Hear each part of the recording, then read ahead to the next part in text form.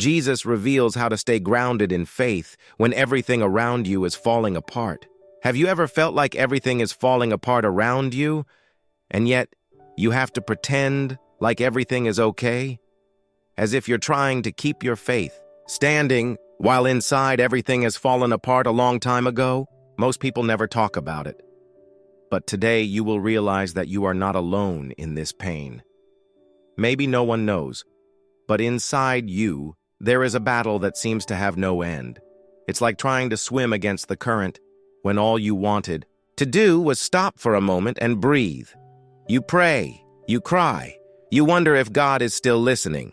And even with your heart broken, you keep trying to believe.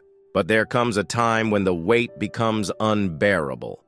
And that's when many give up. But today, something will be different. Today, Jesus reveals to you a truth that can change everything. And no, this is not just another motivational message. This is a living word, which carries within it the power to restore what you already thought was lost. Imagine the scenario. The ground you once stood firmly on now seems unstable. People you trusted are no longer there. Broken plans, prayers that seem to echo in the void. A heart that only wanted peace, but found silence. And in the midst of it all, you ask yourself, how can you continue to believe when everything around you is falling apart? How to keep faith when fear screams louder than hope? Most never understand, but there is a secret in the midst of the chaos, a revelation that has been ignored by many, but not by you. Not today. Because if you've come this far, it's because there is something that heaven wants to tell you. And it's no coincidence that you're watching this video. Jesus brought you here. You were led to this moment, to this word, because he knows what is happening to you inside. Get ready, because what you're going to hear now will change the way you see everything. Take a deep breath. Open your heart, because you are about to receive something that does not come from me, but directly from Jesus.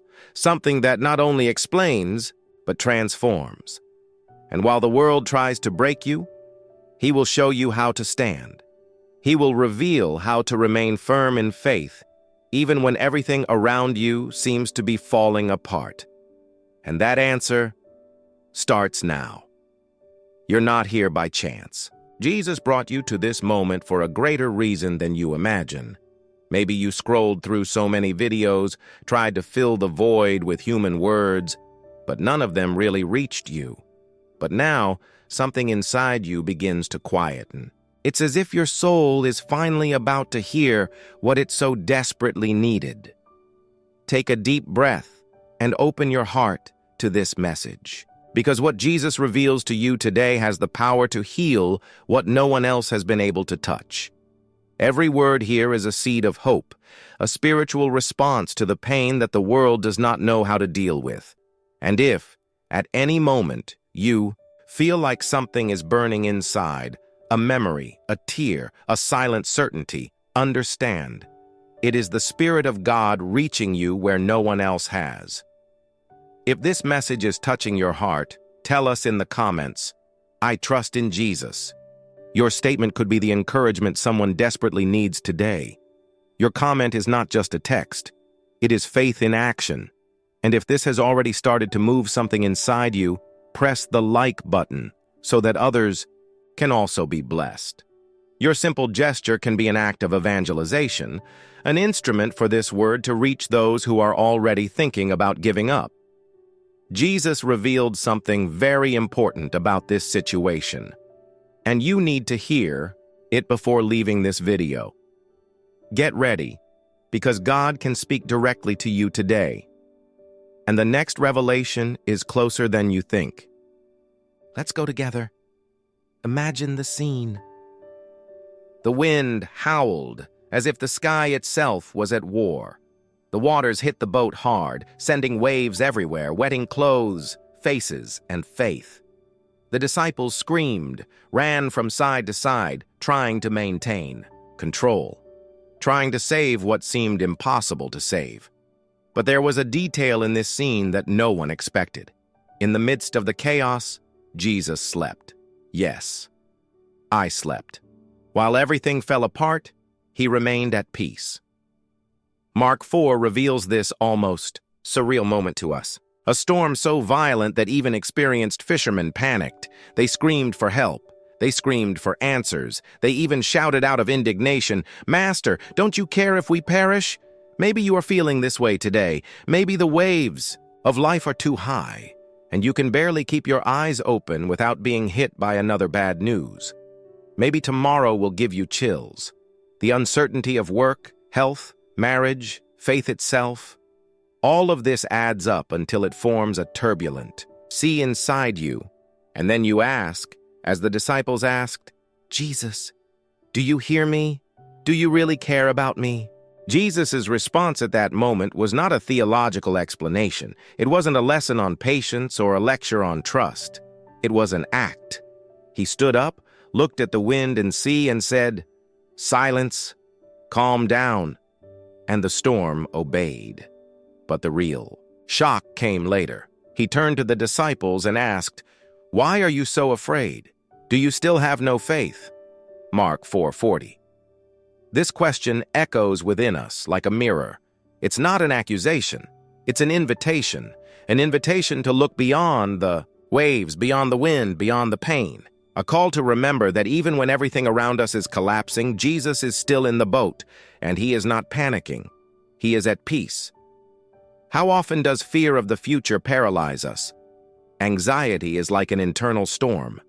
The unanswered questions, the what-ifs that don't stop screaming. And faith weakens, being swallowed by the waves of doubt. But here's the truth that few understand. Jesus didn't promise no storms. He promised presence among them. And that presence is what changes everything. Because where he is, there is authority. Where he is, there is hope. Where he is, even chaos obeys. Have you ever wondered why Jesus slept? Maybe because he wanted you to know that even when everything seems out of control, God is still in charge. Perhaps he wanted to teach you that true peace does not depend on circumstances, but on the conscience of those who are with you. Now stop for a moment. Take a deep breath. Close your eyes if you can. Imagine yourself on that boat. Feel the cold water on your face, the sound of thunder, the despair around you. But then, look at the bottom of the vessel. There he is, Jesus, calm, serene, in control, and in his gaze you understand. It's not about you fighting fear alone. It's about knowing who's in the boat with you. And he is. He didn't leave. He won't leave. Jesus reveals to you today that your faith does not need to be perfect. It just needs to be anchored in him.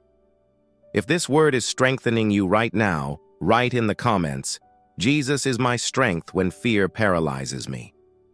Maybe someone reading this will feel their heart lift for the first time in days. And if this message is deeply touching your soul, be sure to click the like button. This is not just a click. It is a seed of faith spread. It's a way of saying, "Yes, I still believe." Share this video with someone experiencing a storm. It may be exactly what she is waiting for from God. But yeah, this is still just the beginning. Because as much as fear paralyzes us, there is something even more painful that many face in silence: loneliness in the midst of pain. And what happens next may change how you see yourself inside her. It was the end of the line. There were no more words, no prayers, no strength. Everything about Elias screamed for giving up. The prophet who once faced kings and multitudes was now hiding in the desert, running away, exhausted, broken inside. Under a juniper tree, a small tree twisted by the sun and time, he lay down and asked for death. Yes, the same Elijah, who saw the fire fall from the sky, now said, "Enough is enough, Lord. Take my life." Can you imagine the weight of this moment? A man who knew God up close, who saw miracles happen before his eyes, who heard the voice from heaven, Now, he wanted to disappear. And the reason was not just fear of Jezebel, it was something deeper. Elijah was emotionally exhausted. He was alone. Spiritual loneliness is devastating. It's when you feel like no one understands, that no one sees, that not even God seems present. It is when the soul enters a dense silence, where prayers seem to echo in a void. Maybe you've already experienced this. Maybe I'm living now. The pain of walking alone with a burden that no one else sees. The smile you show others hides a wounded soul. And inside, the cry is clear. I can't take it anymore. But then, something unexpected happens. In 1 Kings 19:5-7, while Elijah sleeps, an angel of the Lord touches him and says, "Get up and eat, for the journey will be very long for you." At that time, there was no trial. There was no conviction. God didn't say, "You have little faith, Elijah." He just took care, fed. It rang, and that touch changes everything. And here is the most profound point that Jesus reveals to you today. God never ignores a tired heart. Even when the world doesn't understand, even when your friends don't understand, God sees you. God takes care. God sends sustenance.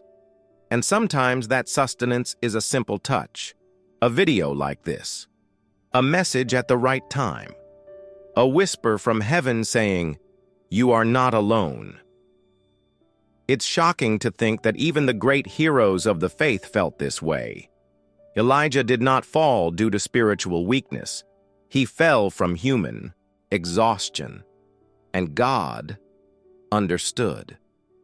The world may not know what's going on in your heart, but heaven sees everything, and more than that, He cares. The question that echoes here is Jesus trying to tell you something today?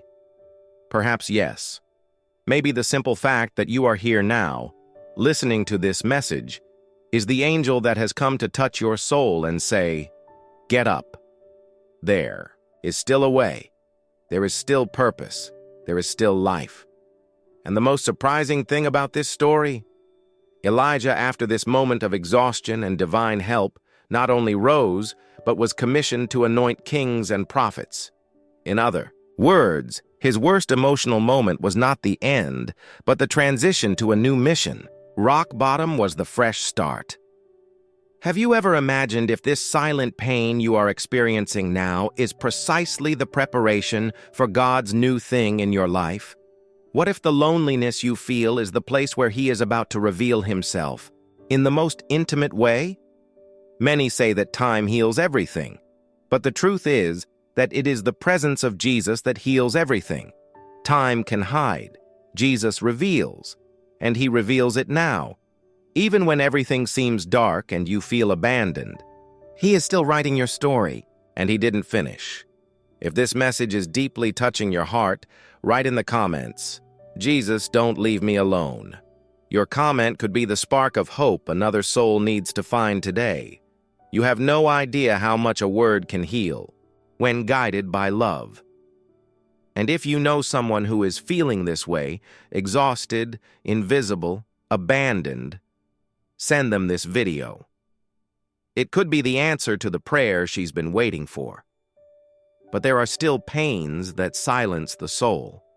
But there are others that make the heart race, the mind accelerate, the chest tighten, and even so, the world around does not see. And what comes next will show you what Jesus reveals when anxiety begins to steal all your peace. And when pain doesn't just come from silence, but from noise. When is it not the absence that hurts, but the excess? When it's not loneliness that suffocates, but the inner turmoil that never stops? What to do when the body is present, but the soul is at war? What happens now could completely change the way you see the anxiety that steals your peace every day. The house was full. Jesus had arrived. And as every time He appeared, things were shaken around. People came, Questions arose, expectations formed in the air. But on that particular afternoon, it wasn't the outside that was chaotic. It was someone's insides. It was Marta's heart. While Jesus spoke, Mary sat at his feet. It just stopped. He stopped everything to listen, to be, to receive. Marta, restless, ran from one side to the other. I tidied the house, organized the dishes, adjusted the details. She wanted to please Jesus. She wanted to serve him. But amidst so much activity, his heart was lost along the way. And then, in a moment of emotional exhaustion, she breaks the silence and says, "Lord, don't you mind my sister leaving me alone to serve? So tell her to help me." Luke 10:40. But Jesus' response was not what she expected. It wasn't a harsh correction, nor a disguised compliment. It was a call to conscience. "Marta, Marta, you are restless and worry about many things, but only one is necessary." Luke 10:41, 42. Take a deep breath now. Close your eyes for a moment. Hear this sentence as if it were spoken directly to you. How many times have you lost yourself in excess responsibilities, tasks, demands, and even good intentions? But all of this suffocates your peace. Modern anxiety is not just a diagnosis. She is a silent scream, a mind that doesn't stop, a heart that accelerates, a constant fear of not being able to cope, of failing, of disappointing. It's waking up tired and sleeping tense. It's wanting to be present, but always being stuck in the future. And that's exactly where Marta's story becomes so urgent. Jesus reveals to you today that it is not how much you do that impresses the heart of God, but how much you give yourself.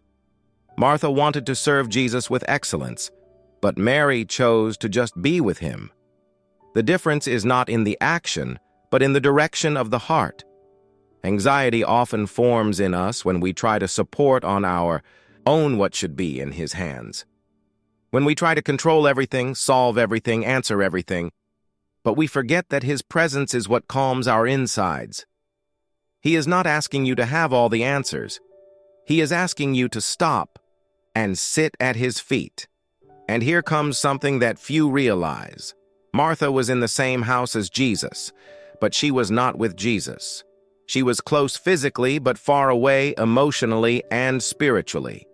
This is a profound reflection of what we experience today. We go to church, we listen to messages, we talk about him, but are we with him? Or are we just too busy to notice the presence that is already here? Maybe your soul is exhausted, not because of what you lack, but because of what you carry without needing it. Maybe your mind is too noisy, because your faith is being suffocated by the urgency of everyday life. And then Jesus whispers, "Only one thing is necessary. Choose the best part." Can you hear that voice now? It's not a scream. It's an invitation, a gentle call for you to return, so that you can rest, so that you trust. Jesus doesn't want to see you collapse under the weight of expectation. He wants to free you to live a simple, deep, stable faith, even when everything around you is collapsing. And if this message is speaking directly to your heart right now, write in the comments, "I choose to sit at the feet of Jesus." Because this simple act can be the first step towards silencing anxiety and finding peace again. And if that word brought you relief, comfort, clarity, then press the like button. It's more than a click. It's like reaching out to someone and saying, "Oh, hey, Jesus wants to calm your storm too." Share with someone you know is overwhelmed inside. It could be the drop of relief that soul needs. But what about when faith itself seems too small to sustain what you are experiencing? When you believe but feel like you're sinking? What happens next will change everything you thought about. Your faith. There are moments when the mind is already silent, the body is already tired, and even then, faith seems too weak to sustain what we are experiencing. It's no longer about external noise or the rush of everyday life. It's about that moment when, even though you believe, you start to sink. And it is exactly there, that Jesus reveals to you something that can change everything. The sky was dark. The waters are choppy. The wind howled as a reminder that everything could fall apart at any moment. And in the middle of it, there was a man, a fisherman, a disciple, a friend of Jesus. But at that moment, he was nothing like that. He was just a scared man. Peter was in the boat with the other disciples when he saw Jesus coming towards them, walking on the water. And there, in a surge of faith, or perhaps of desperate hope, he said, "Lord, if it is you, send me to meet you on the water." Matthew 14:28, and Jesus said, "Come." The answer was direct, simple, no guarantees, no explanations, just come. Pedro got off the boat. He placed his feet on the sea, and for a brief moment, he walked. Yes, until the wind blew stronger. Fear whispered louder, and the eyes that were on Jesus turned away. Pedro began to sink. How often does this happen to you? You begin to walk in faith. You believe. You pray. You take the step. But suddenly, the pain tightens. The problems grow. The diagnosis comes. The news arrives. And fear invades. What once seemed possible in God now seems too far away. And your faith, small, seems insufficient. And then you start to sink into doubts, into insecurity, into anxiety. This is where most think they failed. But here is the revelation that few understand. Peter was not reproached by sinking. He was upheld by shouting. Because the moment he started to sink, he was not silent. He cried out, "Lord, save me!" And immediately, not later, not with delay, immediately, Jesus reached out his hand and caught him, and he said, "O you of little faith, why did you doubt?" Matthew 14:31. It wasn't a trial. It was a memory, a reminder that faith doesn't have to be huge. It just needs to be placed in the right person. Jesus reveals to you, here is one of the most profound truths about standing firm when everything around you falls apart. It's not about the strength of your faith. It's about his faithfulness. You don't need to have perfect faith. You need to have a faith that cries out, a faith that trusts even while sinking, a faith that, even small, turns to Jesus when everything seems lost.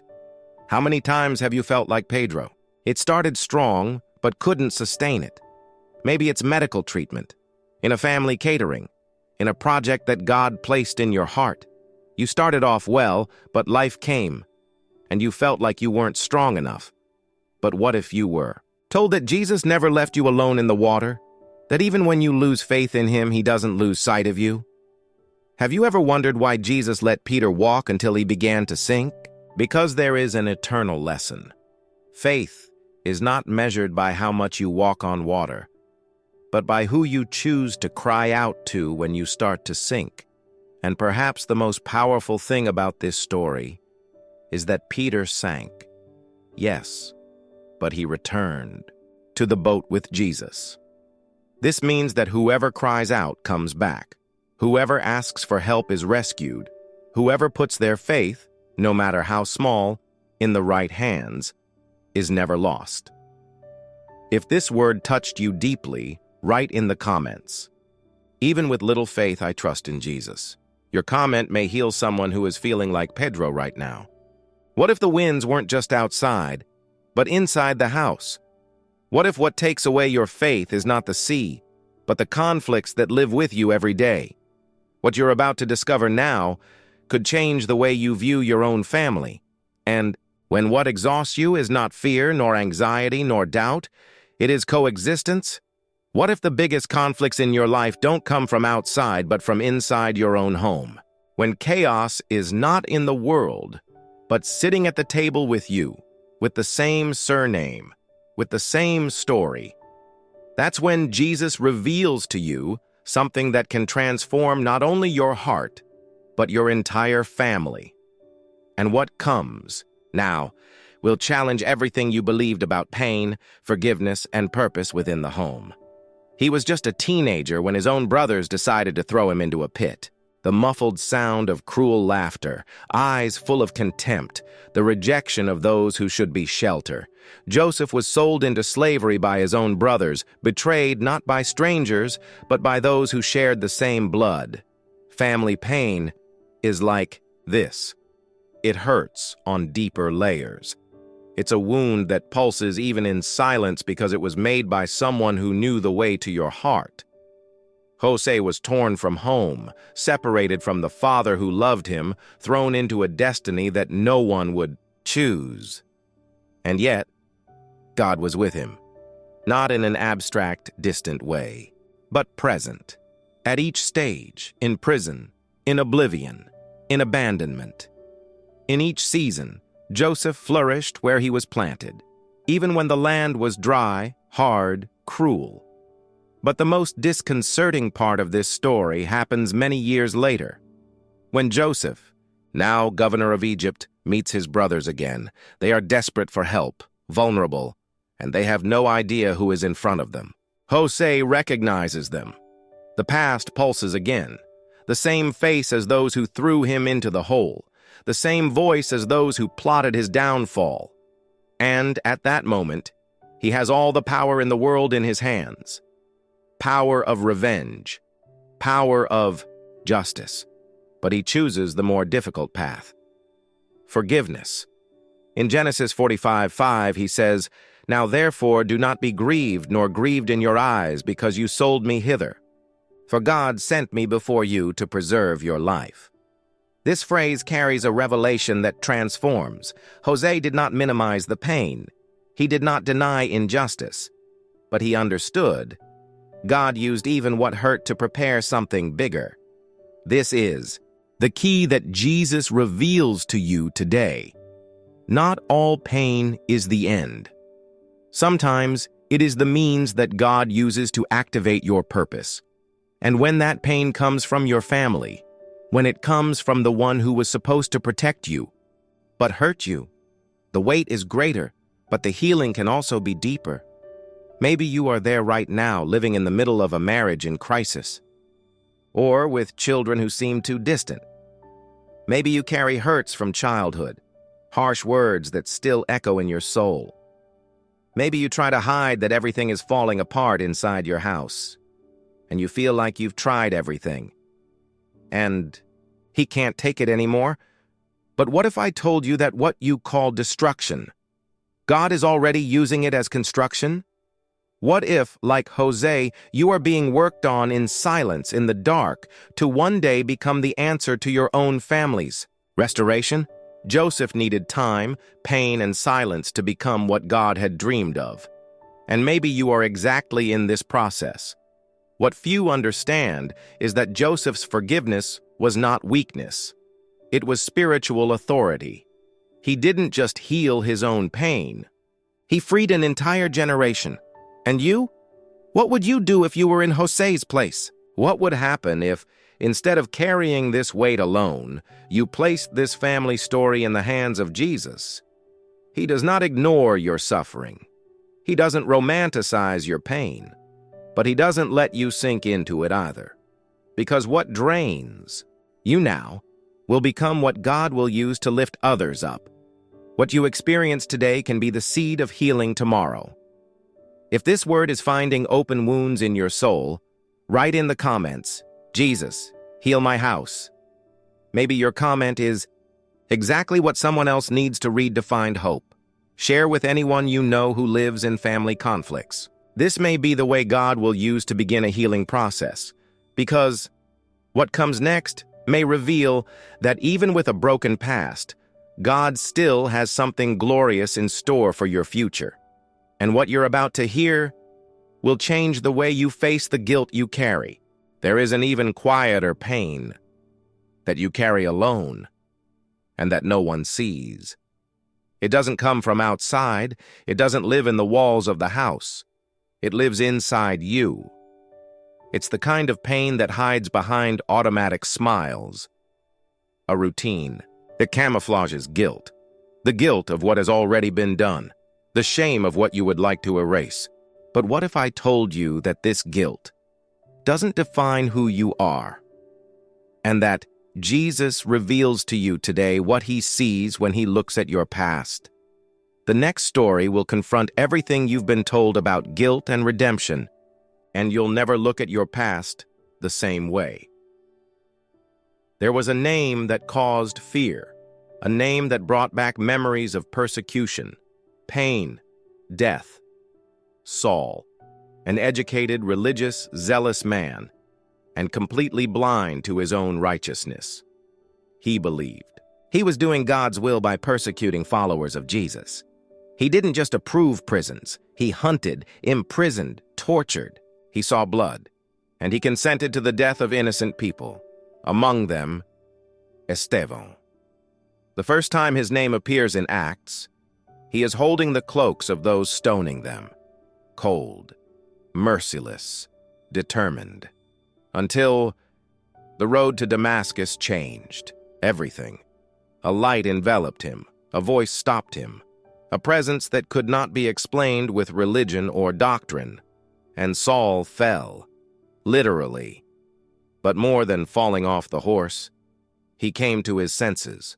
Saul, Saul, why are you persecuting me? Asked Jesus. Acts 9:4. It wasn't a condemning question. It was a call to conscience, an invitation to transformation. At that moment, the pursuer met the pursued. The executioner found grace. And the man who carried the dirtiest past of the early church was chosen to carry the most powerful message of the gospel. Paul. New name, new mission, new life. But has the past disappeared?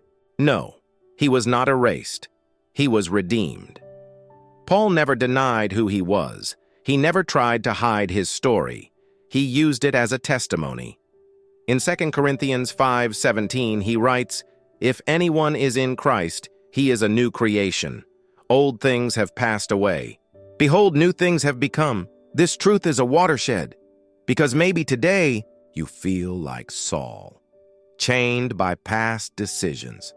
Sorry, but paralyzed. The guilt of what you did prevents you from living what God wants to do now.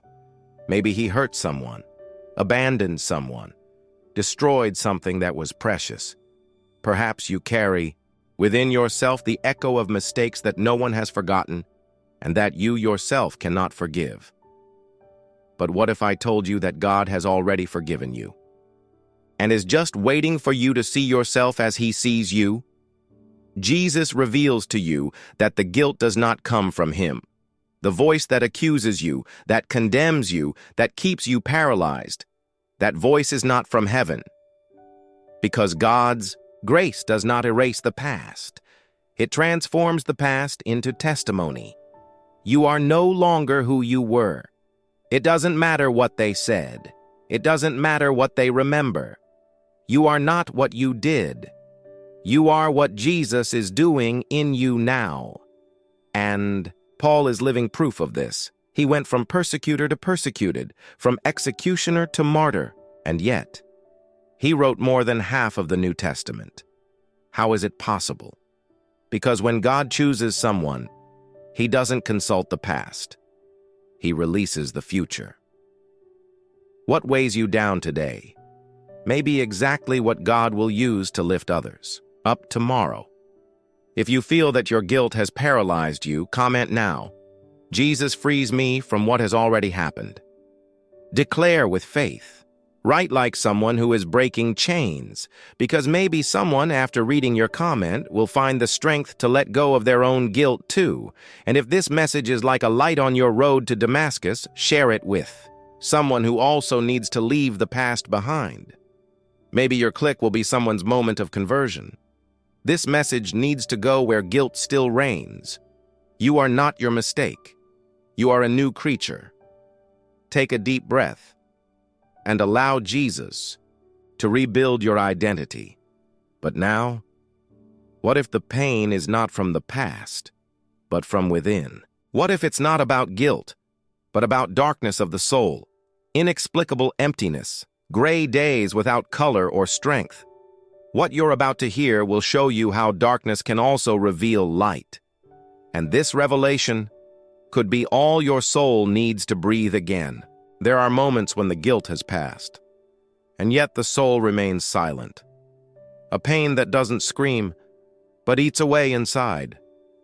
A darkness that has no name, but spreads like an eclipse over faith. It's not regret. It's absence.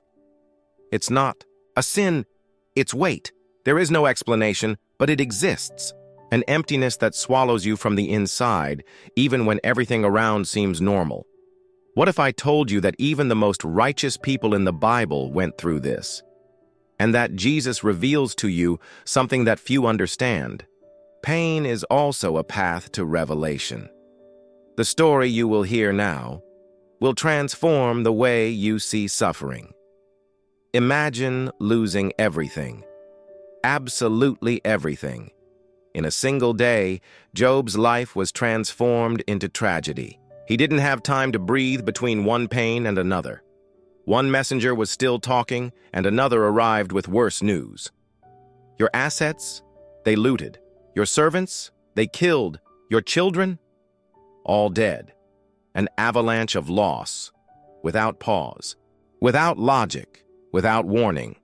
He who was righteous, upright, and God-fearing was thrown from a pedestal of blessings to the deepest ground of human pain. And the question that echoes is, why? Why would God allow a righteous person to be tested in such an extreme way? The Bible says that Job tore his clothes, shaved his head, and fell to the ground. He worshipped. Job 1:20. Yes, you loved it. In the midst of grief, loss, emotional collapse, he prostrated himself. But don't think that this means the absence of suffering. The pain was so real, so raw, so deep, that not even my closest friends could understand it. They sat beside him for 7 days. 7, without saying a word. Because there was nothing to say. How to explain the inexplicable? How can we justify the pain of someone who did nothing wrong?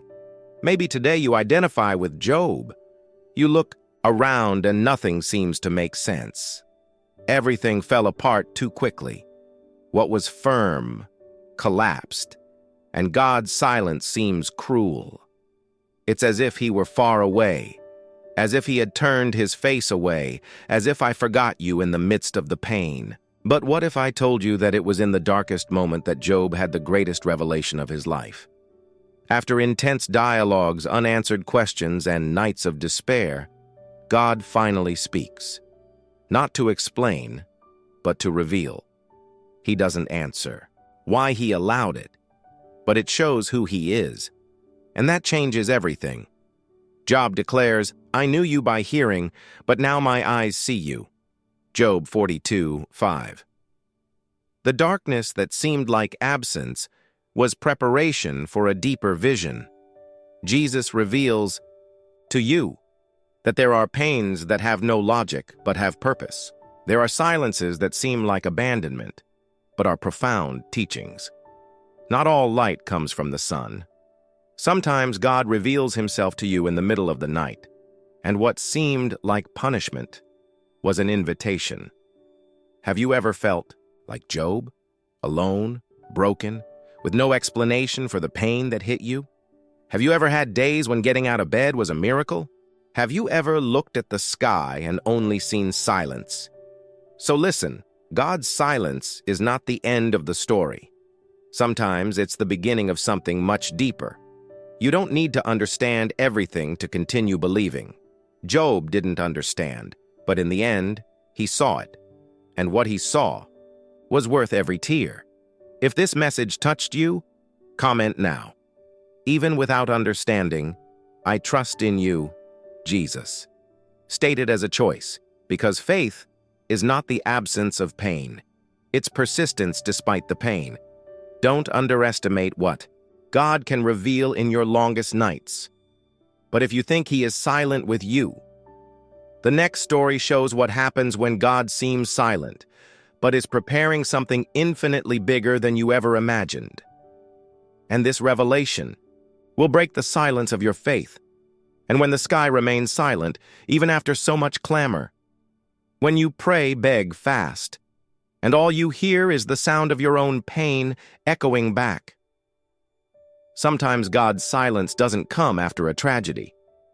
It comes in the middle of a weight that feels like punishment, a weight that has stopped being prayer and has become survival. And it is exactly there, in this space between despair and faith, that Jesus reveals to you a secret that transforms silent hearts into portals of miracles. The next story carries one of the deepest cries of the human soul. Lord, how long? And the answer will touch the most intimate part of your spirit. Imagine carrying a desire for years, not a futile desire, but a cry of the soul, a legitimate, fair, holy request, a yearning that takes shape in every tear shed on the pillow, in every early morning waking up with a lump in your throat. Now, imagine praying about it day after day and not seeing an answer. This was Anna's life, a stereotypical woman in a culture where being a mother was synonymous with dignity, where the empty womb was seen as a curse, where even the silent gazes of others carried cruel judgments. Anna not only lived with the absence of what she dreamed of so much, she was also teased, humiliated, ridiculed.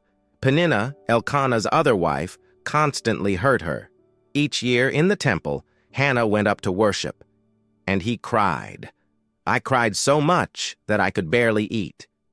The Bible says that she got up, entered the temple, and with a bitter soul, prayed to the Lord and wept profusely.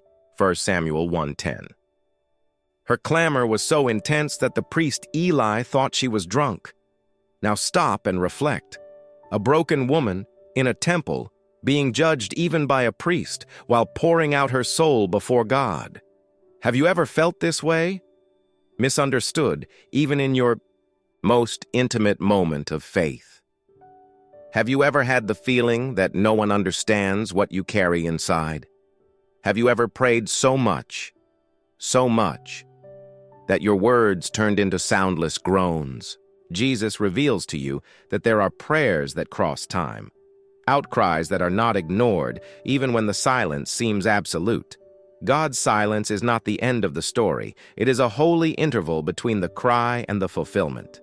Anna did not have an immediate response. She returned home with no visible guarantees. But something changed. She believed. The verse gives us a powerful clue. She prayed continually to the Lord, 1 Samuel 1:12. Perseverance, she continued, even without seeing it, even without feeling it, even without listening. And this silent persistence broke through the heavens. The son came. Samuel was born not just as a response to a cry, but as a sign that God never ignores a sincere heart. And more than that, Anna consecrated her miracle. She returned to the Lord what she had received, because he understood that what comes from God is never just for himself. It's to mark generations. Have you ever thought that maybe your prayer seems to take time because it carries a greater impact than you can see?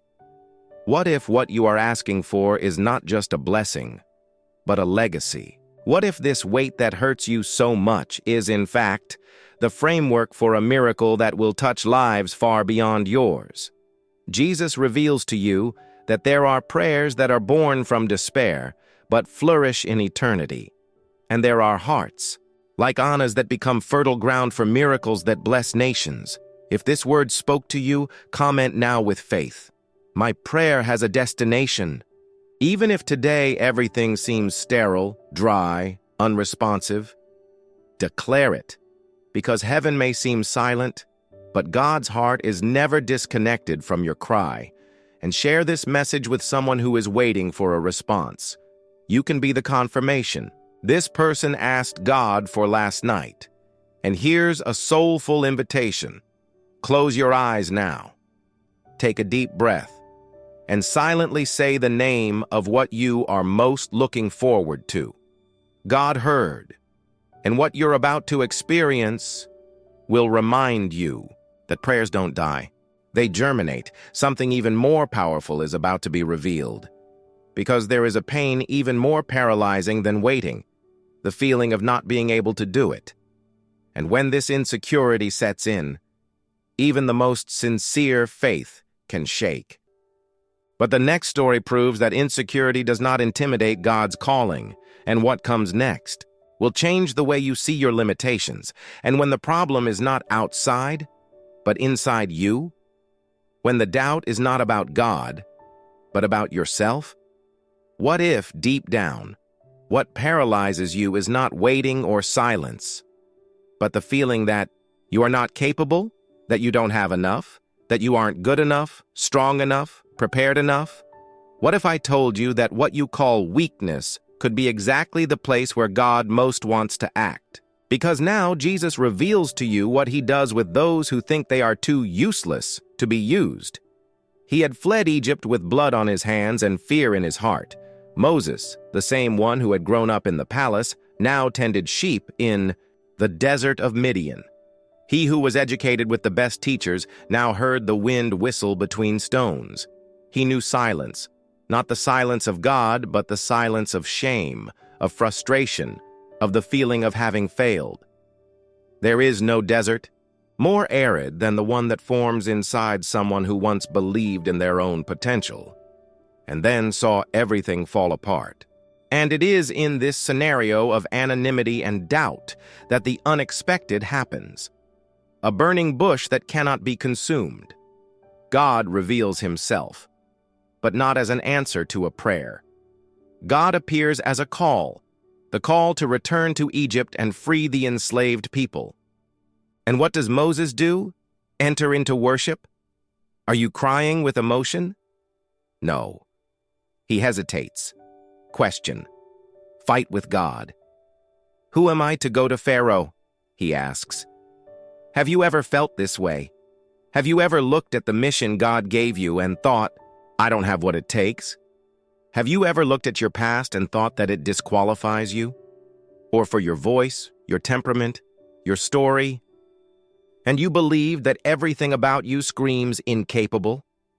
Moses did not see himself as a liberator. He saw the killer, the fugitive, the stutterer. He looked at his limitations, and God responded with his purpose. And this is where everything changes. Who gave man a mouth? Who made him deaf or dumb? Am I not the Lord? Exodus 4:11. Jesus reveals to you that the focus is not the vessel, it is the one who shapes it. The question is not how prepared you are, but who is with you. God never sought performance. He seeks surrender. Moses wanted arguments. God offered presence. I will be with you. How many times have you rejected divine invitations because you felt less? How many doors have you not entered because you compared yourself to someone more capable? How many times have you hidden, thinking that your story limits you, when in fact, it qualifies you? The truth is, God does not waste pain. Every wound Moses carried was part of the authority with which he would return to Egypt. Your past does not nullify your calling. It reinforces it. And there's more. Even after all this, Moses still tries to escape. Send another Lord. And here comes the turning point. God doesn't change his mind. He sends Aaron to walk with Moses, but the mission remains his. Because heaven doesn't give up easily. And when God calls you, he already knows exactly what to do with your insecurities. He doesn't want a braver version of you. He wants your yes, even though he is afraid. If you feel weak, small, voiceless, breathe. God chose Moses with all his limitations. And he chose you too. The mission that seems too big has never been about the size of your ability, but about the size of the presence that goes with you. If this word spoke directly to your soul, write in the comments now, Jesus is my strength. Let that be your cry of surrender. Not a cry from those who feel sufficient, but from those who understand that sufficiency comes from above. that you don't need to prove anything, just trust. Now, what comes next will challenge your understanding of humanity's greatest fear. Because if there's something that makes even the strongest shudder, it's facing the possibility of death. But Jesus reveals something surprising to you. When everything seems to end, that's exactly when life begins. And the next block will show you why. And when the challenge goes beyond insecurity, when the pain is no longer emotional, is it physical? Is it visceral? Is it real? When the shadow that surrounds you is not symbolic but concrete, an incurable disease, a sudden loss, a devastating diagnosis, a mourning that still pulses. What if right now what is consuming you is the fear of death? What if the question that echoes inside you is, what if this is the end? So breathe. Because Jesus reveals to you that the end that scares you could in fact be the new beginning that heaven has already prepared. The news came too late. Lazarus was dead. He was no longer breathing. His body, already wrapped in linen and silence, rested in a cave sealed by a stone. Maria cried. Martha questioned. The disciples were confused. And Jesus? It took a while.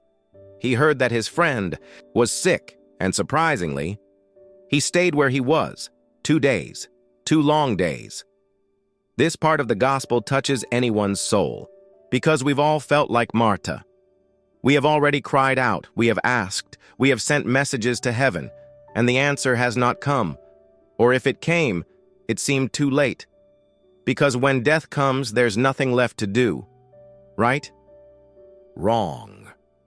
Jesus reveals to you that he is never late. He arrives when his glory will be more visible. Martha runs to Jesus, his eyes inflamed with pain, his words heavy with frustration. Lord, if you were here, my brother would not have died. John 11:21. And that's when everything changes. Jesus looks at her and says, your brother will rise again. And when Martha tries to throw that promise into the future, into the last day, Jesus pulls her back into the now.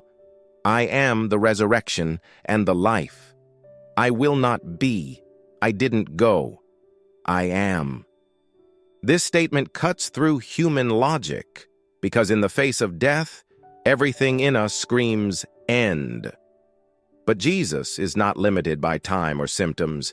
He is not intimidated by diagnoses, nor by decomposition. He does not come to offer temporary comfort. He comes to reveal eternal authority. Jesus did not come just to prevent the death of Lazarus. He came to defeat her, with time playing against him, with his body already smelling bad, with all hope already buried. Have you ever felt this kind of fear? The cold fear that enters your back, that paralyzes your chest, that prevents you from sleeping. Have you ever faced sleepless nights thinking about the possibility of dying, or worse, losing someone you love deeply? Have you ever had to hold the hand of someone who was leaving without understanding why God didn't intervene? The gospel does not ignore this pain. Jesus wept. The sacred text says this with the simplicity of a sigh. Jesus wept. John 11:35. He was not oblivious to his sister's pain, but he also knew what he was about to do, because Jesus reveals to you that death has no final power over the children of God. What seems like an end is just the beginning of something that human eyes cannot yet see. When Jesus arrives at the tomb, he doesn't just watch, he orders, take away the stone. And even though Martha tries to stop her because of the bad smell, Jesus insists. Because faith is not based on what we feel or smell. Faith is anchored in who he is. Then he calls out with a loud voice, Lazarus, come out. And the dead man comes out. Lazarus revives. But this story goes beyond the physical resurrection. It's about you, about that fear of dying before accomplishing what was promised, About that anguish of leaving your children, your marriage, your dreams in half, about insecurity in the face of the unexpected.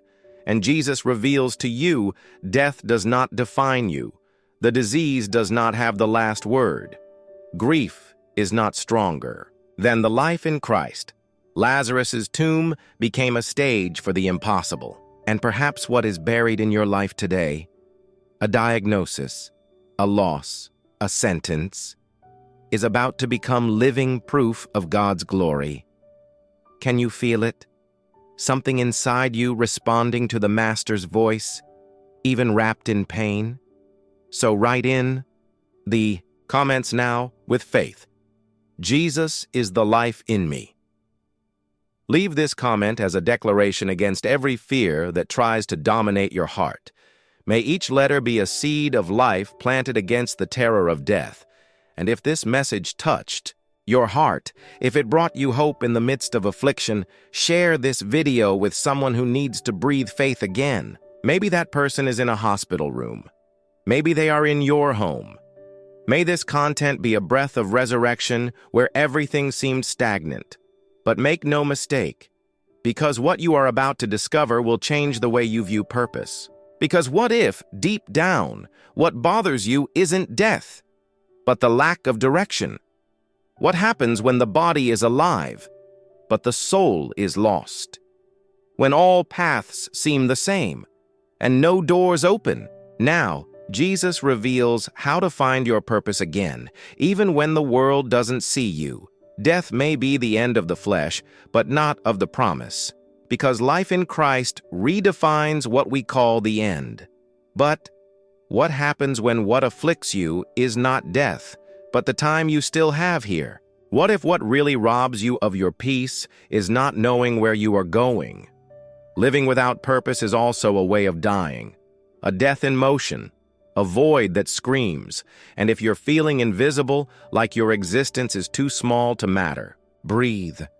Because Jesus reveals to you that even when no one sees you, God has already chosen you for something much greater than you imagine. He wasn't the oldest, not the strongest, not the most prepared. David was not on the battlefield. He wasn't in the palace. He was not among the most influential men. He was in the fields with the sheep, in silence, in anonymity, while his brothers passed before the prophet Samuel, one by one, all with the bearing of a king, the stature of a warrior, and the appearance of leadership. David followed invisible, forgotten even by his own father. But then comes the twist that changes everything, because Jesus reveals to you that God does not choose as men choose. When Samuel looks at Eliab, his strong and imposing older brother, God says, "Do not consider his appearance or his height, for I have rejected him." Man looks at the appearance, but the Lord looks at the heart. David was not summoned to the selection ceremony, because no one believed he would be an option. And maybe you feel this way, forgotten, excluded, off the list of those called. Maybe you're seeing doors closing, others being chosen, promoted, celebrated, and you're in the same place, waiting, without knowing the reason for your journey. But here is the truth that heaven delivers to you today. While men were choosing with their eyes, God had already chosen with his heart. And this chosen one was David, the boy who loved when no one saw, who composed psalms in silence, who fought bears and lions without an audience. God was already there, preparing him away from the lights. Maybe your field today is work you don't love, a ministry that seems stagnant, a family that does not recognize its value, a cycle that doesn't move. But Jesus reveals it to you. It is not because you are hidden that God has forgotten you. It is in secret that he polishes the heart that will be king. It is in anonymity that he tests intentions. It is far from the crowds that he forms leaders. David did not ask to be king. He just stayed true to what he had. And it was there, smelling like sheep, with dust on his feet, that the oil ran down his head. The oil of choice does not seek stage. It finds purpose. Have you ever felt this way? as if everyone around you had a direction, a mission, a calling, and you were adrift? Have you ever asked heaven, God, what do you want from me? Where do I fit in this world? So listen to this with an open heart. God is not silent. He is in preparation. The time that you consider stopped is, in fact, forming you, because no one can occupy an eternal throne with an immature character. David was anointed long before he was crowned. Years passed between the call and the throne, years in which he continued tending sheep, running away, learning to fight, not with a sword, but with total dependence on God. It's possible that you've already been anointed by God, even if you don't realize it yet. May the oil of choice already be upon your life, even if the crown has not yet appeared. And this is not an empty metaphor. It is a spiritual reality, because no one sees the heart the way the Lord sees it. Maybe people don't believe you. Maybe you don't even believe in yourself anymore. But today's word comes as an urgent reminder. You are not lost. You are being positioned. Then take a deep breath. Close your eyes. And imagine the moment when God looks at the sky and says, I have found David, a man after my own heart. Is he saying the same about you? Is this why your life has been more difficult than others? Because big calls require big processes. If this message spoke to your soul, write in the comments now. God knows my heart. May this sentence be more than words. May it be a seal of faith, a real delivery, a silent cry saying, Lord, even without understanding, I trust. What is to come will deeply affect you who have already experienced an irreparable loss. Because what if, instead of not knowing where to go, the problem is having lost everything you had? What if tomorrow scares you because yesterday was ruined? Prepare your heart, because Jesus reveals to you that when everything seems lost, that is exactly when he begins to rebuild. Being chosen by God when no one expects it is powerful. But what about when what you have in your hands is exactly the opposite of that? What if you are not being anointed, but emptied?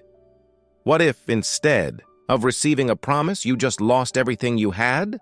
There is a pain that is not just emotional. It is existential. The pain of seeing life fall apart, of feeling like there is nothing left. It is in this place where there is only rubble that Jesus reveals to you the end that you fear could. In fact, be the ground where God will rebuild everything. Imagine yourself in Naomi's shoes. Her name means pleasant. But everything in her life screamed otherwise. She had a husband, children, a home. But he lost everything, one by one. First the husband, then the 2 children. The woman who left with her hands full of dreams, now returned with her arms empty. No family, no provision, no future. And more than that, hopeless. When Naomi sets foot again in Bethlehem, there is no celebration.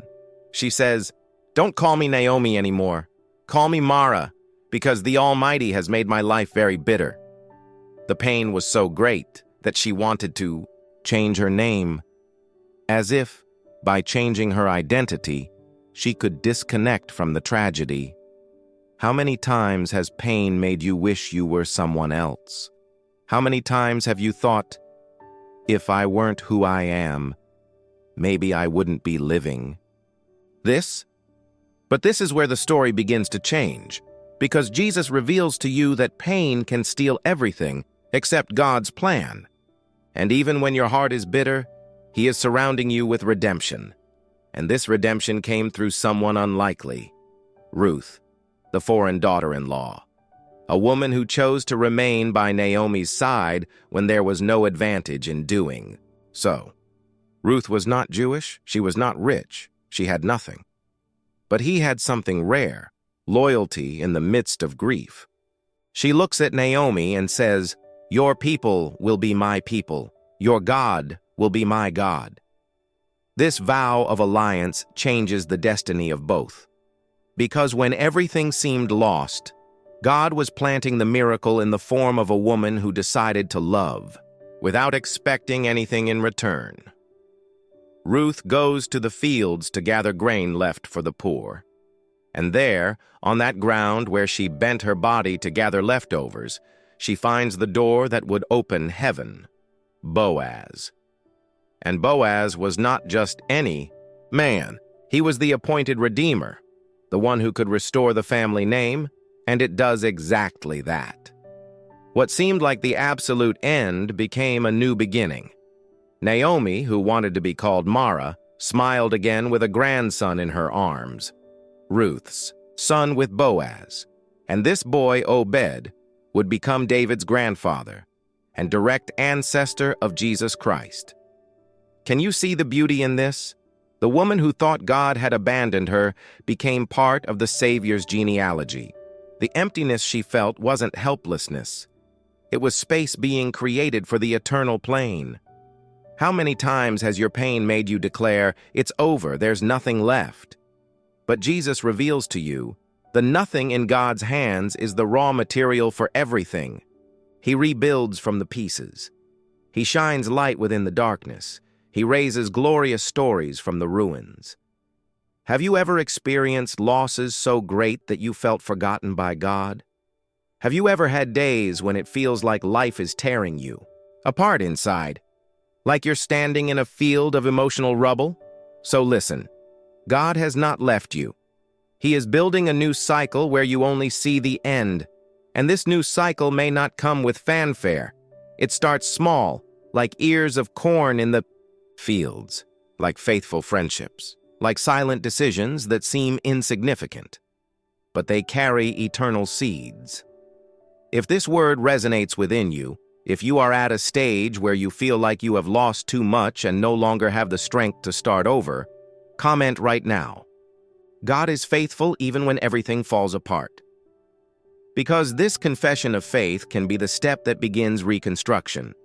It may be the word that God waits to hear from your tired heart, and if you know someone who is experiencing a profound loss of someone, of something, of themselves, share this message. May she be a balm where there is only pain.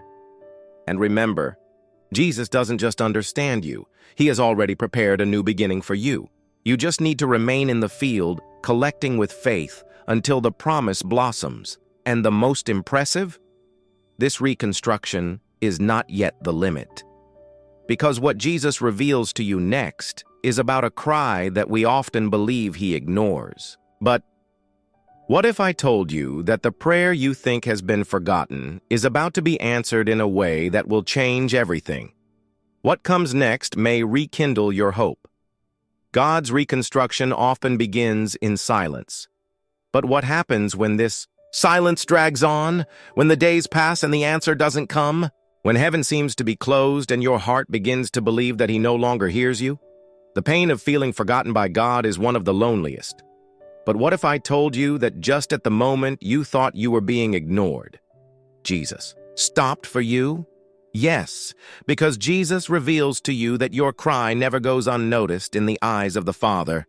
The crowd passed by, noisy, hurried, full of expectations. Jesus was in Jericho, surrounded by disciples, curious and religious people. Everyone wanted something. Everyone carried a desire. But on the side of the road, sitting in the dust, there was a man who saw nothing except darkness. Bartimaeus was blind, forgotten, a nobody for that society, invisible. He couldn't see, but he could hear. And he heard that Jesus was there, the one they talked about so much, the one who healed, who raised the dead. That touched the untouchables. And in that instant, something inside him lit up. A scream trapped for years, a cry filled with pain, hope, and despair. Jesus, Son of David, have mercy on me. But what happened next was cruel. The crowd tried to silence him. They told him to shut up. They shouted for him to stop bothering him. It was as if they were saying, "You're not important enough. You're not worthy of attention." Perhaps you know this voice well. The one that echoes in your thoughts in the darkest moments. Why pray again? God doesn't hear you. You're not a priority. You don't deserve it. That voice is cruel. She lies. It tries to silence exactly what Jesus wants to hear, the sincere cry of a broken heart. But Bartimaeus, he did the opposite. He shouted even louder. He insisted, because even without seeing, he had enough faith to believe that Jesus could hear him. And that's when something happened that changed everything. Jesus stopped. Can you imagine this? In the middle of a crowd, in the middle of the road, in the middle of voices, footsteps, commitments, Jesus stopped. By a blind man, screaming in the dust of the road. By someone no one thought worthy of attention. Jesus reveals to you. You don't need to be the most seen, the most perfect, the strongest. You just need to keep calling. Because he stops for you. He listens. He responds. Jesus asks them to bring him to him. And then he asks a question that, at first glance, seems obvious. What do you want me to do for you? But this question is deep. It reveals that even knowing everything, Jesus wants you to open your heart. May you verbalize your pain. May you speak. Bartimaeus responds, "Master, I want to see." And in that moment, Jesus heals him. It says, "Your faith has made you whole." The faith that did not remain silent. The faith that screamed even though it was repressed. The faith that did not let God's silence become giving up. Now think about how many times you've felt like this. Like your prayers weren't reaching the ceiling. As if his scream was muffled by everything around him. As if God is too busy to listen to you. But what this story shows you is a truth that needs to be drilled into your soul. Jesus never ignores a genuine cry. It may seem like he is far away, but he is listening. It may seem like silence is abandonment, but it is attention in the making. He even hears the whispers of your soul. He stops halfway because of you.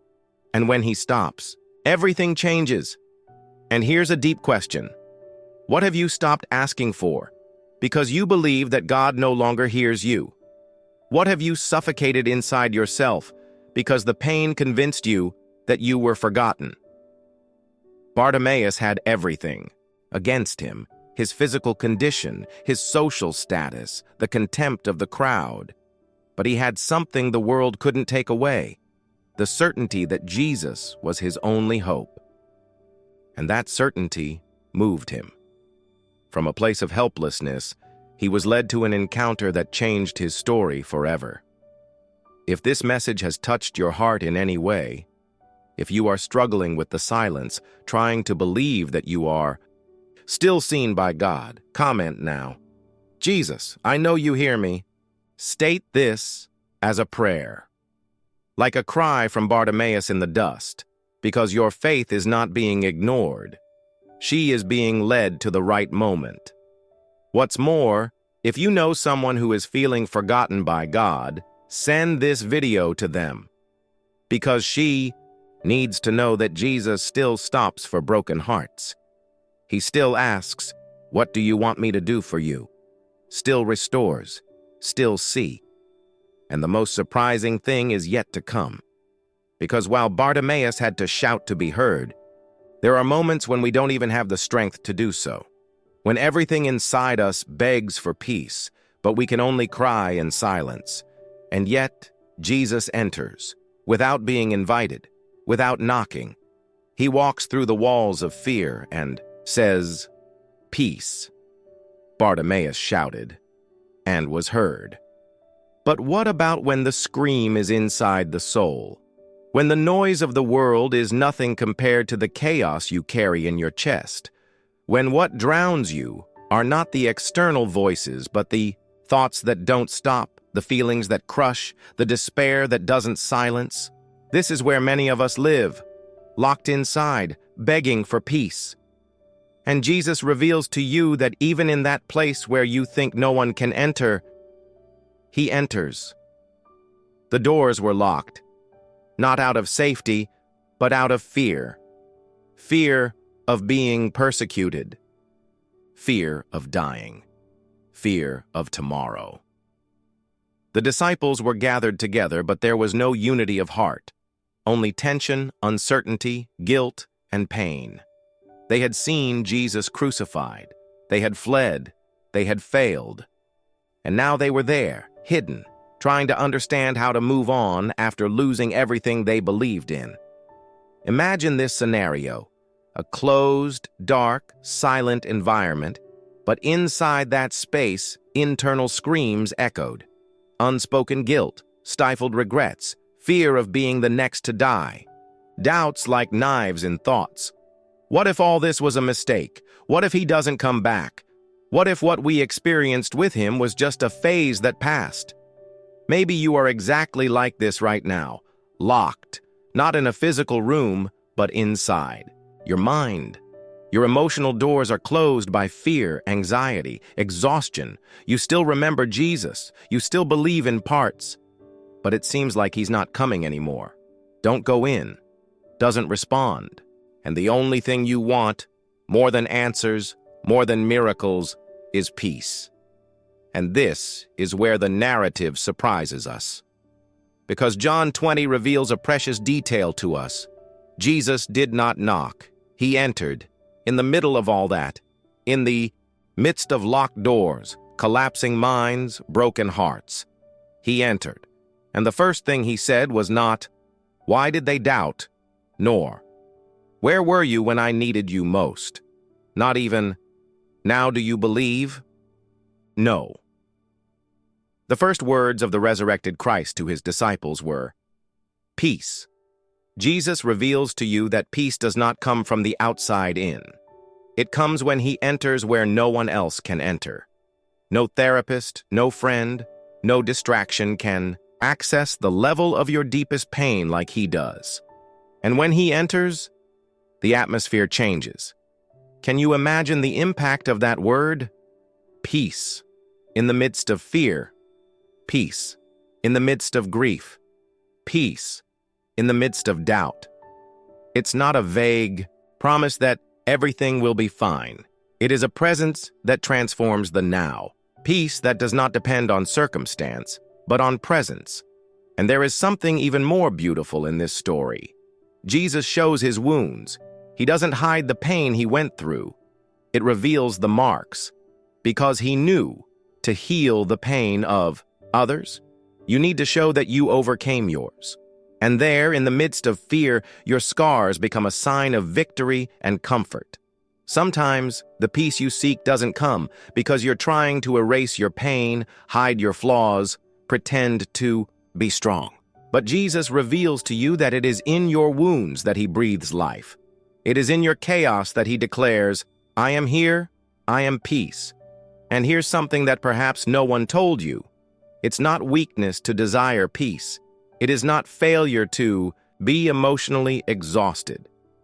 It is not a sin to have anxiety, fear, internal confusion. The failure would be to continue living with these doors closed, thinking that Jesus doesn't want to enter, but he wants to. And he enters. And he speaks. And when he speaks, the soul is silent. Disordered thoughts find rest. The chest that burned with anguish finds relief. Because he is the peace that passes all understanding. So today, make a spiritual choice. Don't fight with your mind alone anymore. Invite Jesus in, even if the door is locked from the inside, even if your faith is weak, even if you don't know what to say, because he doesn't need a formal invitation. He just needs a sincere heart. If this message spoke directly to your internal chaos, comment now. Jesus, come in and bring peace, not just as a sentence, but like a real cry, a request that comes from within. Because perhaps this simple sentence is the first step towards the biggest emotional transformation of your life. Now, what if you discovered that the lack of escape you feel in life is not the end, but the exact scenario where God prepares a miracle? Because sometimes, only when everything seems blocked, does he open the sea. And what comes next will change the way you see obstacles. When peace finally finds space to enter the heart, it is natural for a new question to arise. Now, where am I going? Because even in peace, it can still seem like there is no way out, that you are surrounded, without strength, without options.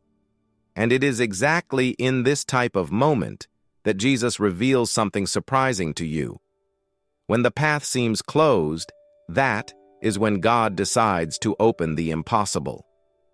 And what you're about to see could transform the way you face your deepest blocks. Imagine the scene. Thousands of people in panic, looking back and seeing the most powerful army of the time rushing towards them. Armed men, furious horses, fury on their faces. Despair increases with each step of the Egyptian soldiers. Ahead, a deep and impassable sea. Behind, certain death. All around, sand and desert. And at the center of it all, a people who were emotionally broken, spiritually vulnerable, confused, exhausted, feeling that God took them there only to see them die. Maybe you're at exactly that point in your life right now. Not literally, in front of an army, but surrounded by pressures that seem to crush you. Maybe you're facing bills you don't know how to pay, medical news that seems to have no cure, a relationship too destroyed to be restored, and deep down, the feeling that you've come this far only to find a wall, or worse, an insurmountable sea. No direction, no way out, hopeless. And here comes the most shocking moment of the narrative. The people start to complain, screaming, saying it would have been better to die in Egypt. Because pain has this power. It makes us idealize captivity just because the unknown scares us. And what does Moses do in the face of this collective collapse? He cries. He has no human solutions, but he has a secret that you need to hear today. He trusts in a God who makes paths where no one else sees, and that's where the verse explodes with hope. The Lord will fight for you. Just calm down. Breathe this deeply. You don't have to fight alone. There's no need to despair. You don't need to solve everything. What you need is to silence your fear and let God act. Because Jesus reveals to you that when you stop, He begins. And then something supernatural happens. God orders Moses to raise the staff, a simple act, a gesture of faith. And the sea, that giant, cold, threatening obstacle, splits in two. God does not destroy the sea. He transforms the sea into a passage. This is too powerful to ignore. Because maybe you're waiting for God to remove the obstacle, but He wants to use the obstacle as part of your path. Do you know what that means? That God doesn't need to remove the problem to prove that He is with you. He can use exactly this problem to show how much greater He is. And the most beautiful detail, Israel passed through the middle, not over the top, not on the outside, but in between. Because God's glory is not in avoiding pain, but in leading us through it, and coming out the other side unharmed, stronger, more full of faith. And maybe you think, but what if the sea doesn't open? What if I told you that the sea could already be parting and you still haven't noticed?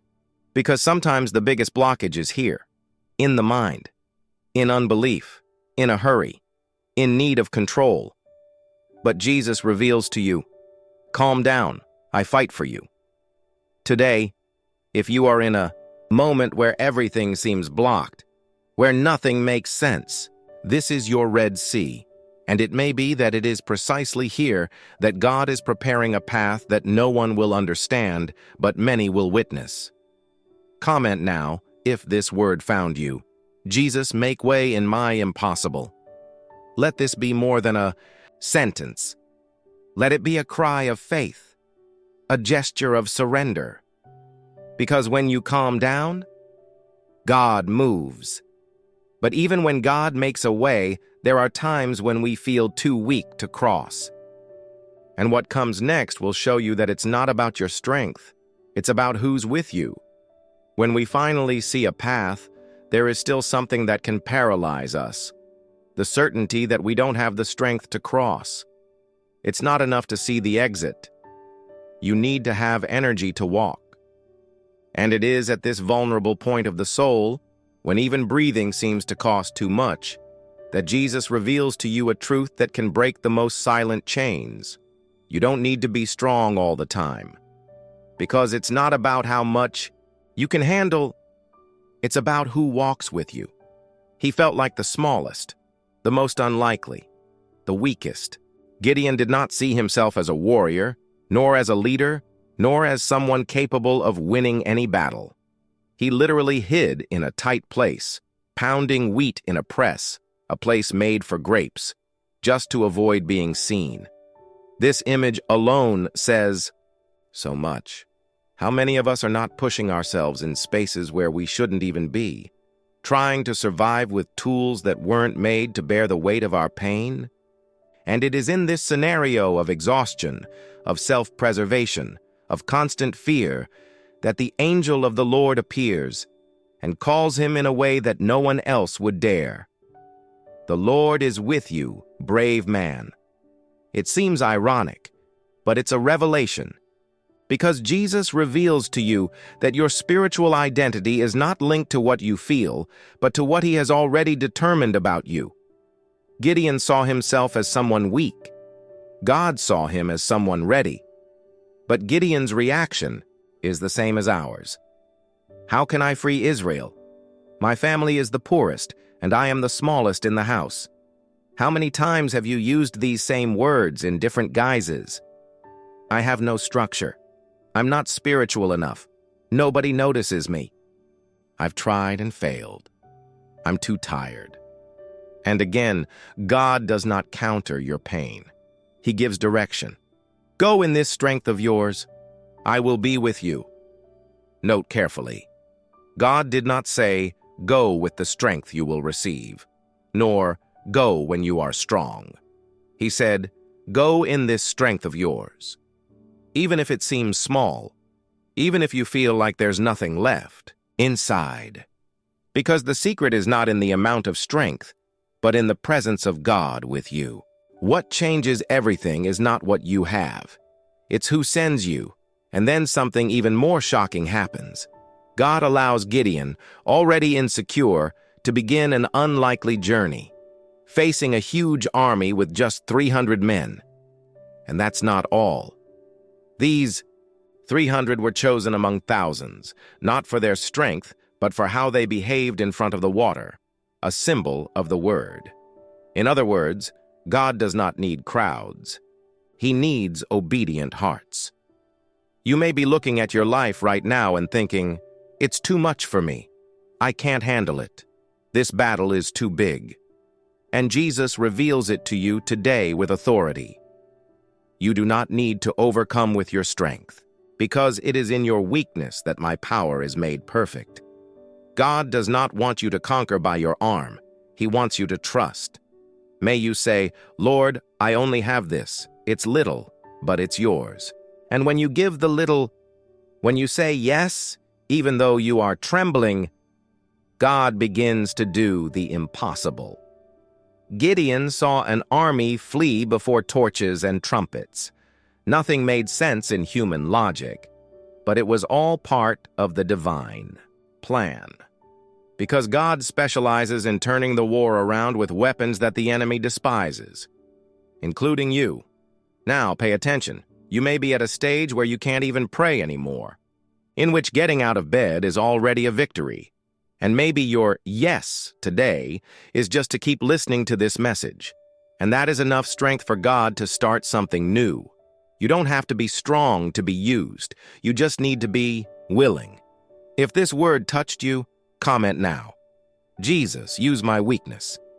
Let this comment be your declaration of faith. May it be the key that opens a new vision of who you are in the eyes of God. And remember, you are not alone. Your comment could be the strength someone else needs to continue. Share. Spread that hope, because many are feeling weak. And they need to know that there is power in recognizing their own weakness before a God who transforms surrendered hearts into invincible armies. But even when we have the strength to continue, There is something that can slowly and cruelly wear us down: waiting. And what you're about to hear about it will change the way you approach every minute of your journey. There are times when we even manage to find the strength to continue. And when what is missing is not strength but response, and when time passes and the promise seems more and more distant, there is a pain that gnaws away in silence, the pain of waiting.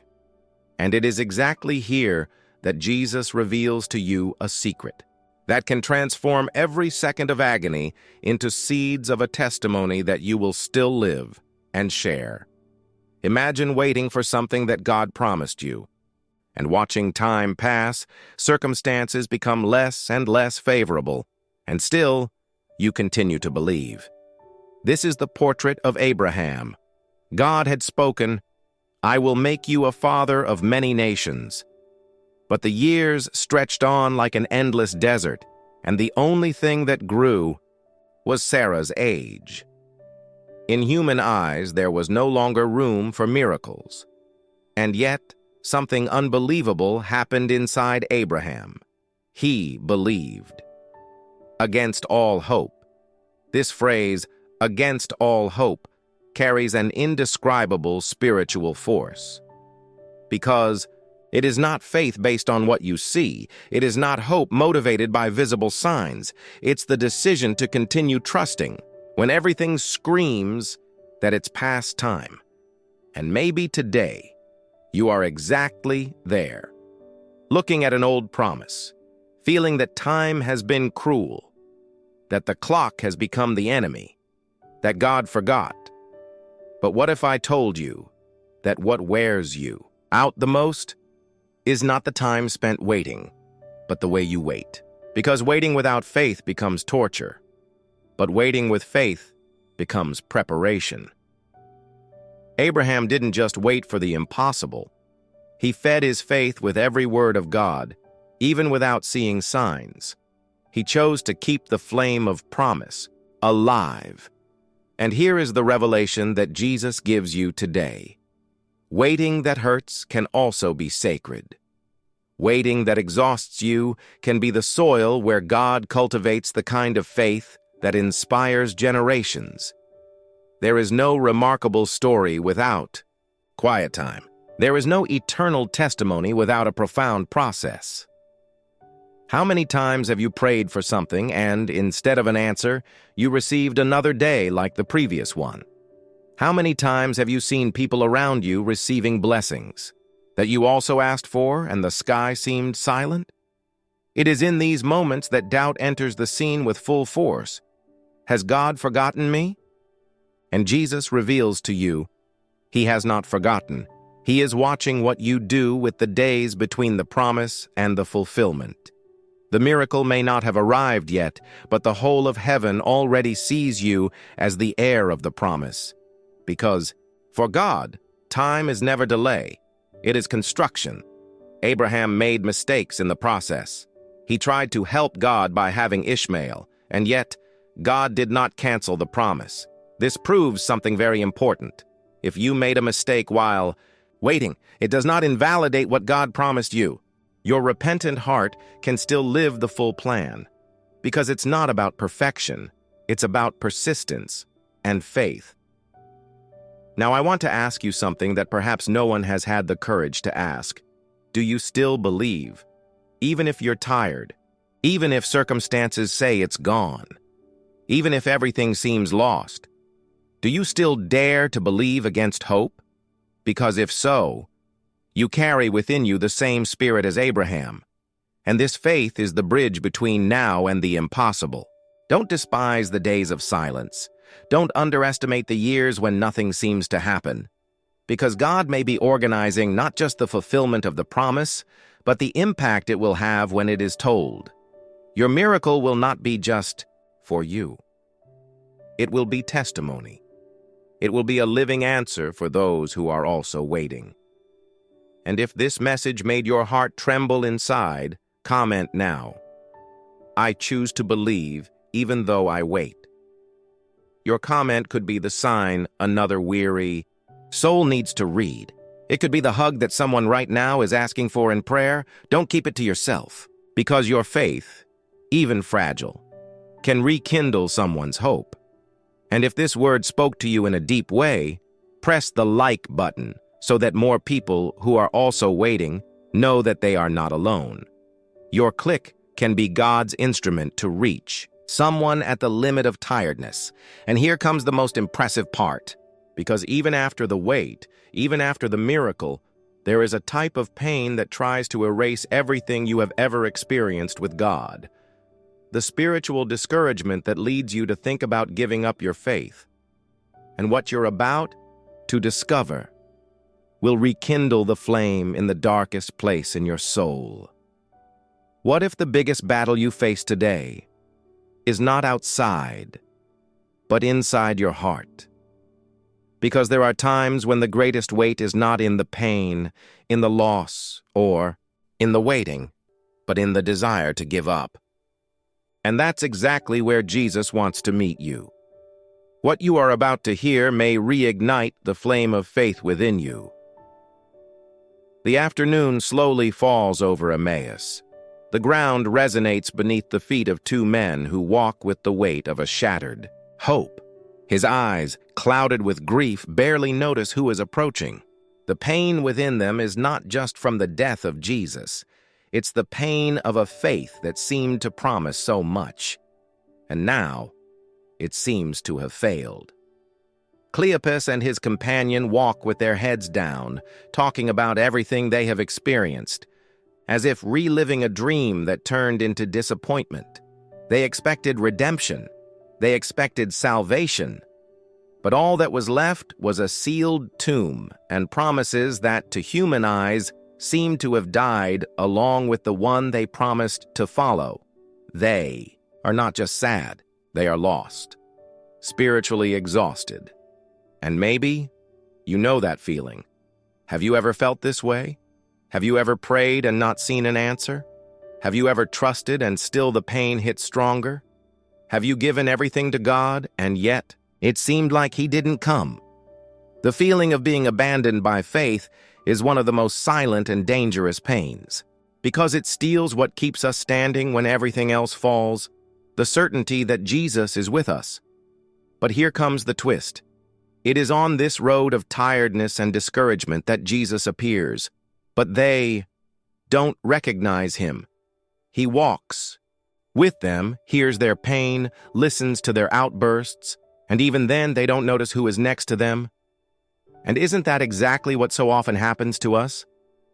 We walk with broken hearts, and even when Jesus approaches, we are so immersed in pain that we cannot even see Him. And yet, He remains. Don't abandon them. Don't reprimand them.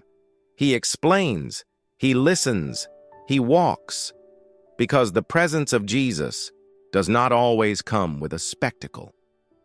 Sometimes it comes in the silence of a road, in the tenderness of an explanation, in the welcome of a look.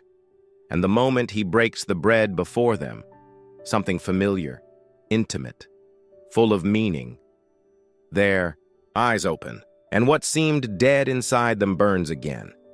Faith, previously extinguished, rekindles. Wasn't it burning our hearts as He spoke to us on the way? This question echoes like a breath of life in the chest of anyone who has ever thought about giving up. Because even when we don't realize it, even when we think everything is lost, Jesus is there, walking with us. Blow away the dust of hopelessness. He didn't leave you. He's talking to you now. And that flame that seems small can become fire again. Jesus reveals to you that even in doubt, in spiritual apathy, in weakened faith, He does not move away. On the contrary, He approaches and reignites. The heart that cries today can burn again with faith, with purpose, with presence. But to do this, we need to recognize His presence on the path, even when the road is dark. And now take a deep breath. Allow yourself to feel this presence. Close your eyes for a moment and imagine Jesus walking beside you. He is listening to your story, welcoming your lament, reviving your hope. There is no shame in feeling weak. The important thing is not to stop walking, because the path of faith is not about never doubting, it's about continuing even when everything inside you screams to give up.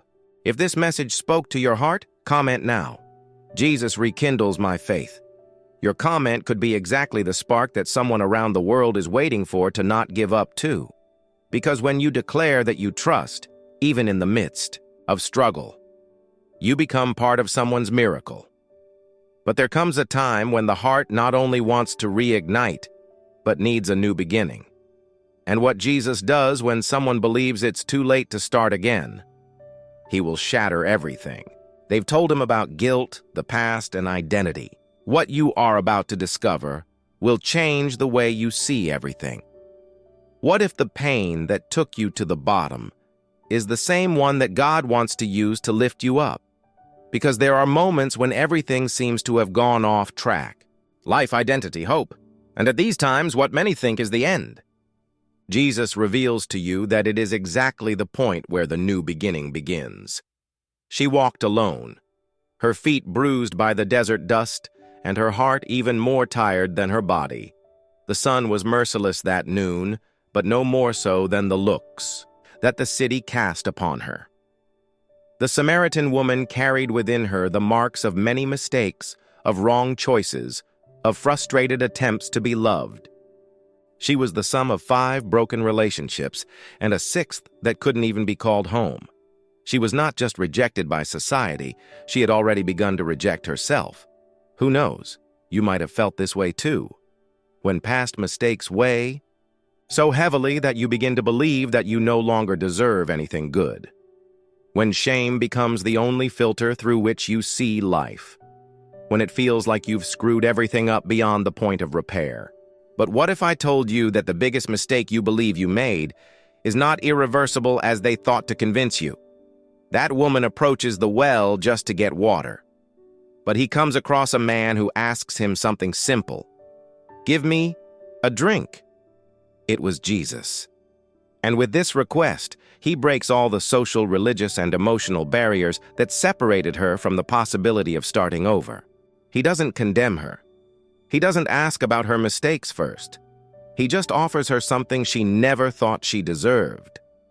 New life.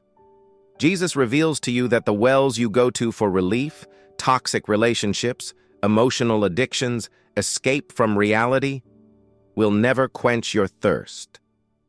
Because they only distract, but never heal. And when Jesus looks at that woman, he sees beyond the shame. He sees the raw pain, the soul's thirst, the deep desire for real acceptance. And then he says, "Whoever drinks the water I give him will never be thirsty again." This is where the story turns, because that woman was not worthy in the eyes of the world. But in the eyes of Jesus, she was the beginning of a revival. A woman who no one listened to becomes a spokesperson for salvation for an entire city. A heart that once beat full of shame now burns with purpose. What changed? The look of Jesus, the way he saw her, the way he spoke to her, the way he touched the most broken part of her story, not to judge, but to transform. And if Jesus did this to her, what stops him from doing it to you? Maybe today you are feeling broken, maladjusted with your life out of balance. Maybe your mistakes are screaming louder than your faith. Maybe all you want is a fresh start, but you don't think you're worthy of it. But here's the truth that could change the way you see everything. Jesus doesn't see you the way the world sees you. He doesn't just see what you've done. He sees who you are becoming in him. It's not too late. It didn't go too far. It didn't ruin everything, because what you call the end, Jesus calls the starting point. The Samaritan woman arrived at the well in shame and left with a mission. You too can emerge from this desert with a new identity. You are not your past. You are the work that Jesus is rebuilding. Close your eyes for a moment.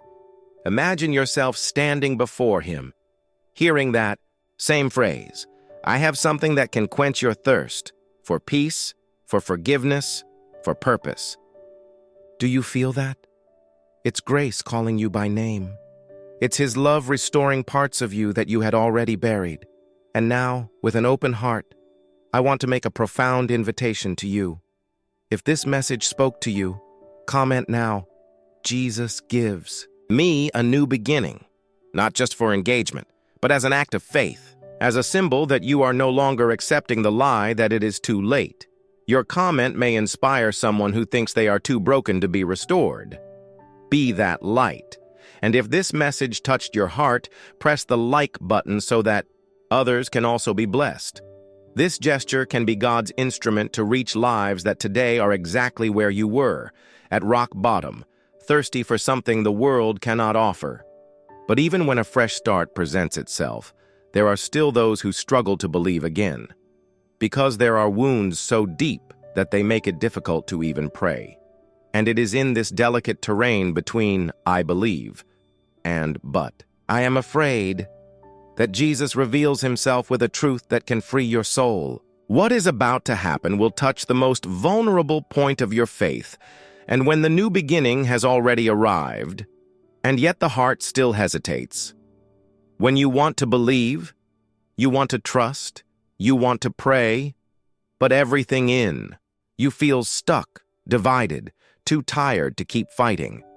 This is the most delicate moment of faith. And that's exactly where Jesus reveals something surprising to you. He doesn't demand perfection. He answers your imperfect cry. The scene is desperate. A father carries a boy in his arms who is screaming, convulsing, struggling. The crowd watches. The disciples are there, but they can't do anything. That man had already tried everything. Doctors, rabbis, clerics, rituals. And nothing had changed the situation. The boy remained trapped inside as if something was stopping him from living. And now, before Jesus, that father no longer only carries his son, he also carries the weight of the last hope. He does not arrive before Jesus with a perfect speech. He does not quote verses. He does not have a well-structured theological faith. He doesn't pretend to be okay. He says the most honest and human sentence that could exist in a moment of pain, I believe. Help me in my unbelief. And this sentence changes everything, because Jesus reveals to you that faith is not the absence of doubt. Faith is having the courage to bring to Jesus even what is broken in you. How many times have you felt this way? Struggling to believe, trying to keep prayer alive while everything around is falling apart, saying amen with your lips, but feeling empty inside. Have you ever felt like your faith wasn't strong enough to deserve a miracle? Have you ever thought that Jesus only answers those who are 100% convinced, full of certainty and without questions? But this story proves otherwise. Jesus did not demand perfection from that father. He didn't say, "Come back when you have more faith." He did not condemn his weakness. He honored her sincerity. Because there is a sacred power in saying, "Lord, I want to believe, but I'm weak. Help me." This phrase, however fragile it may seem, carries one of the greatest acts of faith that exist, recognizing one's own limitations and still choosing to run to Jesus. You don't need to have all the answers. You don't need to feel the presence all the time. You don't need to understand everything that's happening. But if there is a thread of hope in you, a grain of sincere faith, even if mixed with pain, that is enough to move the heart of God. That father saw his son being healed, not because of a perfect prayer, but because of a real surrender. And this is the truth that closes this cycle with depth. Jesus responds to sincere faith, even if imperfect. Even if you say, "Lord, I don't know how to pray. I'm not able to believe like I used to. My faith is wavering." He listens. He acts. He holds you. So now take a deep breath and allow yourself to feel this message within you. Jesus is not expecting you to be strong. He is waiting for you to be truthful. Tell him, just like that father, "Lord, help me in my unbelief." Don't hide your weakness. Bring it to him who is strength itself. And if this word spoke to your soul, if you have struggled to believe, to pray, to continue standing, write in the comments, "Jesus, help me to believe." It's not just a sentence, it's a prayer. And it could be the first step towards a new season of your faith. Your comment could be the breath of courage that another heart needs to see today. And now look back. Do you realize how much God was present even in your most fragile days? When everything around you seems to be falling apart, Jesus reveals to you how to stay standing. If you've made it this far, take a deep breath. Because what you heard wasn't just a string of stories, it was a call straight from heaven to your heart. Every pain, every tear, every moment your faith wavered was embraced by a profound truth. You were never alone. Jesus reveals to you with a tenderness that disarms any doubt that it is possible to remain firm even when everything around you is falling apart. Because the faith that sustains is not the one that shouts the loudest, but the one that, even weak, continues to seek. You saw it, felt, cried perhaps, and he understood that the great men and women of faith also passed through deserts. But in those deserts, God did not abandon them. He strengthened them. He led them. He raised them up. And he wants to do the same with you. It doesn't matter if your prayer today was broken or if your hope was accompanied by tears. Heaven moves when a tired heart still chooses to trust. And if you are here, it is because God is doing something powerful in your life. Don't ignore this. Don't minimize what you're feeling right now. This restlessness in your chest, this insistent tear, this silence that seems to contain something sacred. All of this is Jesus calling you for more depth, more healing, more intimacy. And that's why, before we close, I want to invite you to something deeper, something eternal. Close your eyes now if you can. Take a deep breath. Allow yourself to feel this presence because Jesus is there by your side. Lord Jesus, we come before you as we are, fragile, tired, broken inside, but with a real desire to know you more deeply. You know every tear that fell during this video. You saw every silent battle we fought inside, and yet you remained here, surrounding us with love, reminding us that there is still hope. Today, we give you the pieces of what's left. We give you the fear, the doubt, the guilt, the anxiety, the days without direction, and we ask, heal what is hurt, renew what is weak, rekindle what was almost extinguished. May your Holy Spirit surround us now with peace, truly, with renewal. May this message not just be a momentary inspiration, but the beginning of a real transformation. May where there was darkness, your light shine. May where there was confusion, your peace reign. And that where there was spiritual coldness, there is now fire, hunger, and thirst for your presence. Lord, seal this word in our hearts. May it echo in moments of silence. May it rise when doubt tries to return. We declare, you are our refuge, you are our rock, and in you we will stand firm, even when the world around us falls apart. In the name of Jesus, amen. If you prayed this prayer with all your heart, know something has been broken in the spiritual world now. You are not the same anymore. The sky moved because of you. And if you felt that way, then what you will discover in the video that is appearing on your screen right now could change your life even more. It is the continuation of what God started here. It's not just another video. It's a continuation of your process of healing, restoration, and growth. In faith, don't leave without watching, because what comes next could be what was missing for your complete liberation. If this message touched you deeply, write here in the comments, "I made it to the end." This will show me and the entire community that you are firm in this process with Jesus. Share this video with someone who is on the verge of giving up. You can be the instrument that God uses to save a life today. And if you haven't subscribed to the channel yet, do so now. This is the most powerful way to say, "Jesus, I want to keep going." Because each video we post here is made with prayer, purpose, and with a single objective: to bring you even closer to God. And if you've already been blessed this far, signing up is an act of spiritual reciprocity. It's saying, "I received it, and now I want to keep receiving it."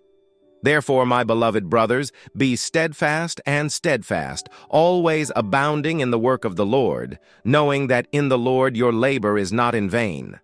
1 Corinthians 15:58.